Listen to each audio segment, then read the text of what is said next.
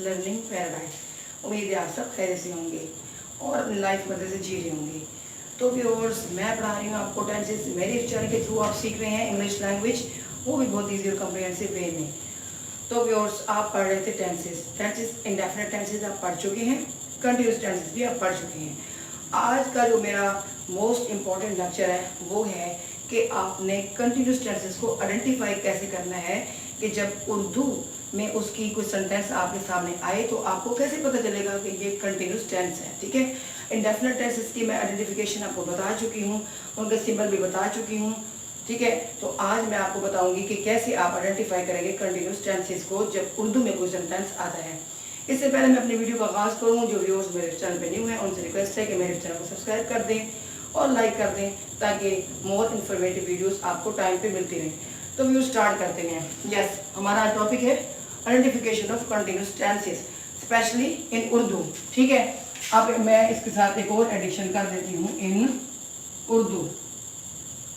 अच्छा, अब सबसे पहले हम स्टार्ट करते हैं कि प्रेजेंट कंटिन्यूस टेंसेस, जैसे कि 3 कंटिन्यूस टेंसेस होते हैं, प्रेजेंट, पास्ट एंड फ्यूचर।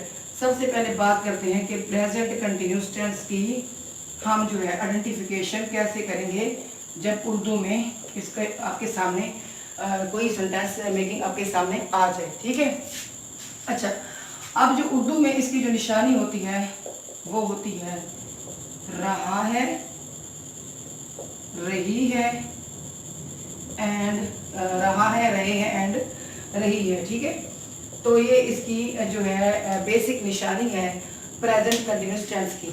और मैंने जो आपको, अगर मैं रिकैप करूँ अपने प्रीवियस लेक्चर को, जो इंडेफिनिट टेंसेस में था, उसमें था कि जो प्रेजेंट इंडेफिनिट टेंस होता है उसमें सेंटेंस के एंड में आता है ता है, ती है एंड ते है, जबकि कंटिन्यूस टेंसेस में आता है रहा है, रही है एंड रहे हैं एंड रही हैं। ठीक है, तो इसके अलावा रही हैं भी आ सकता है, रही हैं, रही हैं। ठीक है, यानी कि अगर प्लूरल में होगा कोई फीमेल के बारे में तो रही हैं आ जाएगा, अगर कोई मेल के बारे में होगा तो रहे हैं, या अगर वो सिंगुलर होगा तो रहा है, और अगर वो सिंगुलर होगी तो रही है। ठीक है, तो ये मेरी निशानी है प्रेजेंट कंटिन्यूस टेंसेस की कि आपने इनको आइडेंटिफाई करना है। अब जैसे फॉर एग्जांपल, अब जैसे आप कहें कि फॉर एग्जांपल मेरा उस्ताद मुझे इंग्लिश पढ़ा रहा है, इंग्लिश पढ़ा रहा है, मेरा उस्ताद मुझे इंग्लिश पढ़ा रहा है। अब ये देखिए, अब इसमें आपने यहाँ से आप आइडेंटिफाई करना है कि ये प्रेजेंट कंटिन्यूस टेंस है क्योंकि इसके एंड में आ रहा है रहा है। ठीक है, अच्छा, अब देखिए फार्मूला तो आपको पता है कि आपने इसको कैसे जो है इसको कन्वर्ट करना है। इस वीडियो में मैं आपको ना सिर्फ आइडेंटिफिकेशन बताऊंगी बल्कि ग्रामर ट्रांसलेशन मेथड के थ्रू ये भी बताऊंगी कि जब उर्दू में सेंटेंस आएगा तो आप प्रेजेंट कंटिन्यूस टेंस की ट्रांसलेशन कैसे करेंगे। ठीक है, तो अगले लेक्चर में मैं आपको डायरेक्ट मेथड के थ्रू बताऊंगी। अब मैं आपको बताने जा रही हूँ कि ग्रामर ट्रांसलेशन मेथड के थ्रू आपने इसकी ट्रांसलेशन कैसे करनी है, प्लस इसका सिंबल कैसे होगा। और मैं व्यूअर्स आपको पहले भी बता चुकी हूँ कि जब भी आप किसी भी एक लैंग्वेज से दूसरी लैंग्वेज में जब आप ट्रांसलेशन करते हैं, सबसे पहले आपको उसकी आइडेंटिफिकेशन आनी चाहिए। ठीक है, यानी कि आप जो भी आपकी नेशनल लैंग्वेज है उसमें आपको आइडेंटिफिकेशन आनी चाहिए। जैसे हमारे पाकिस्तान की जो नेशनल लैंग्वेज है उर्दू है, तो इसमें आपको पहले आइडेंटिफिकेशन आनी चाहिए कि ये जो है सेंटेंस किस टेंस का है। ठीक है, वो आपने इसके एंड पे देखना है जो मैंने अभी आपको निशानी बताई है। उसके बाद आपको स्ट्रक्चर फार्मूले पे देखो। स्ट्रक्चर फार्मूले के बगैर आप कोई भी टेंस को कन्वर्ट नहीं कर सकते। थर्ड वोकैबुलरी, यानी कि उसमें जो इंग्लिश यूज़ हो रही है या उर्दू यूज़ हो रही है तो उसकी वोकैबुलरी आपको आनी चाहिए। ठीक है, अब प्रेजेंट इंडेफिनिट टेंस का फार्मूला क्या है, सब्जेक्ट, और इसमें यूज़ होता है हेल्पिंग वर्ब इज आर और वर्ब की फर्स्ट फॉर्म और आईएनजी और ऑब्जेक्ट। ठीक है, अब देखिए इसमें मेरा उस्ताद, अब इसमें डू ऑफ द एक्शन मेरा उस्ताद है तो हमारे सब्जेक्ट में आ जाएगा माई टीचर। अब टीचर क्या है, सिंगुलर है, इसके साथ क्या लगाना है, इज। ठीक है, ये मैं आपको अपने प्रीवियस लेक्चर में बता चुकी हूँ कि इज कहाँ पे यूज होता है, आर कहाँ पे और एम कहाँ पे। ठीक है, अच्छा, अब इसमें उसके बाद आ रहा है एक्शन। एक्शन क्या है, पढ़ाना, तो फिर क्या आएगा, टीचिंग। क्या पढ़ा रहा है, इंग्लिश। किसको पढ़ा रहा है? मुझे। English to me. ठीक है, अब ये देखिए आपका सेंटेंस बन गया। ठीक है, तो ये आपकी निशानी रही और ये फार्मूला रहा और ये कन्वर्जन रही। तो इस तरीके से आपने पास्ट कंटिन्यूअस टेंस और फ्यूचर कंटिन्यूअस टेंस भी आपने बनाना है। अब चलते हैं पास्ट कंटिन्यूअस टेंस की आइडेंटिफिकेशन की तरफ।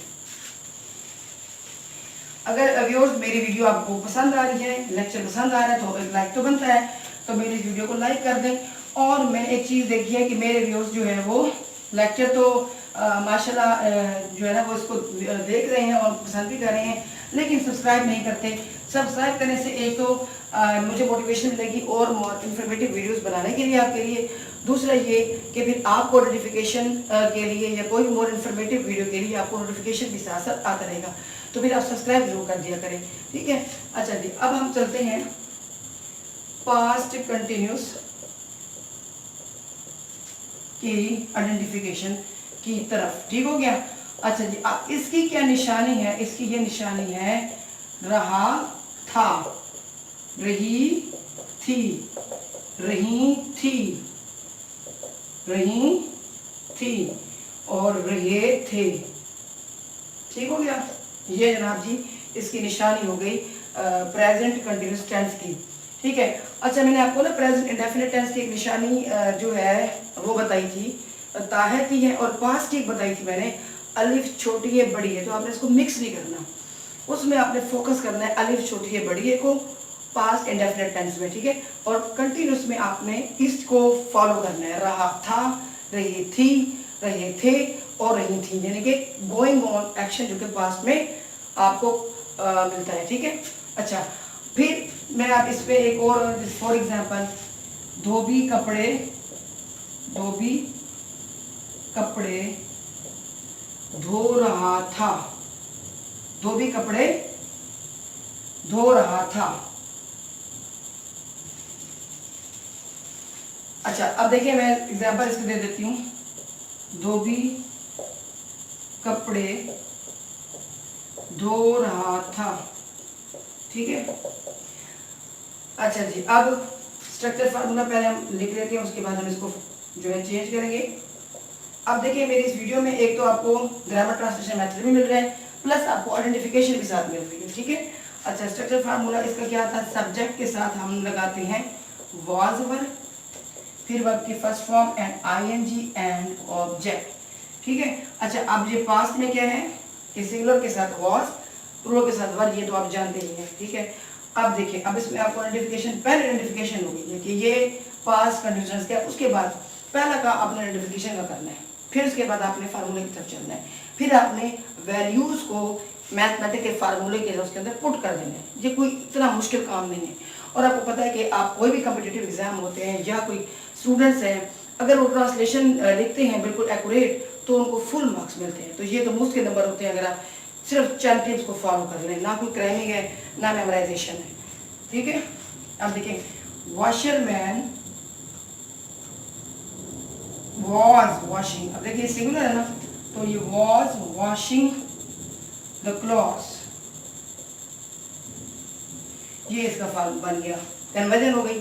ठीक है, तो ये आपने पास्ट कंडीशंस को इस तरह फॉलो करना है। ये इसकी निशानी हो गई, ये इसकी ट्रांसलेशन का एक पैटर्न हो गया, ये फार्मूला हो गया और ये आपकी कन्वर्जन हो गई। ठीक है, अब चलते हैं फ्यूचर कंटिन्यूअस टेंस की तरफ।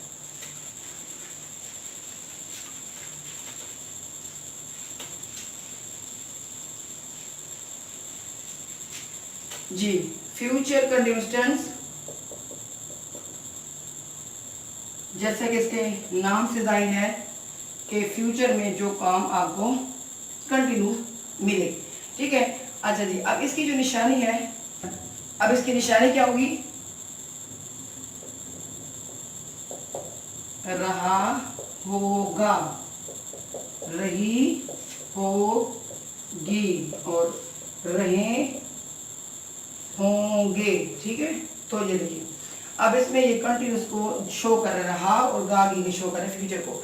अब फ्यूचर इंडेफिनिट टेंस और इसी तरह फ्यूचर कंटिन्यूस टेंस को आपने मिक्स नहीं करना। ठीक है, फ्यूचर इंडेफिनिट में जस्ट आपने गागी को फोकस करना है और कंटिन्यूस में आपने रहा होगा, रही होगी और रहे होंगे। ठीक है, अब जैसे फॉर एग्जांपल कल बारिश हो रही होगी।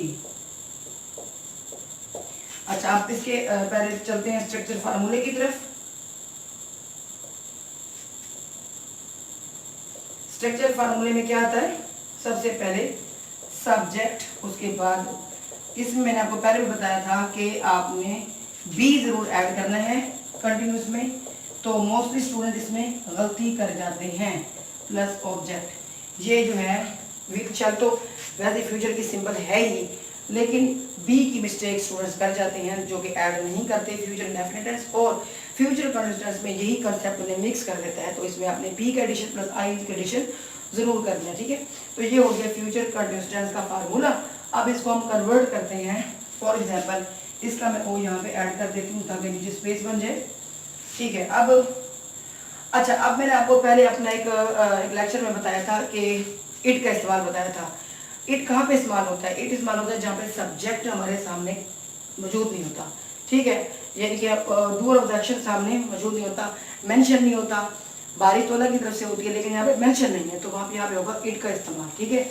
अच्छा, और इसके अलावा आने वाले कल को हम कहते हैं टुमारो। अक्सर ये भी स्टूडेंट मिस्टेक कर जाते हैं कि आने वाले कल और गुजरे हुए कल में भी मिस्टेक हो जाती है। आने वाले कल हो गया टुमारो, तो इसकी क्या इंग्लिश बनेगी? It will be raining tomorrow. It will be raining by tomorrow.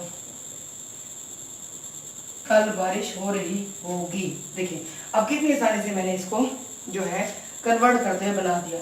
अगर आपकी आइडेंटिफिकेशन पे ग्रिप हो गई, फिर आपने उसको पहचान लिया कि ये किस टेंस का है, फिर फार्मूले पे ग्रिप हो गई, ठीक है, तो फिर इजीली ये सारी चीज़ें पुट हो जाती है। थर्ड हो गया मेरे, जैसे मैंने बताया कि आने वाले कल को टुमारो कहते हैं, और जहाँ पे सब्जेक्ट आपके सामने ना होता है इट का इस्तेमाल होता है। तो इन छोटी छोटी बातें हैं, रूल्स हैं जिनको फॉलो करना पड़ता है। मेरी एक एक वीडियो जो है वो बहुत ही इंफॉर्मेटिव है, मैं डिस्क्रिप्शन में साथ साथ लिंक देती रहती हूँ।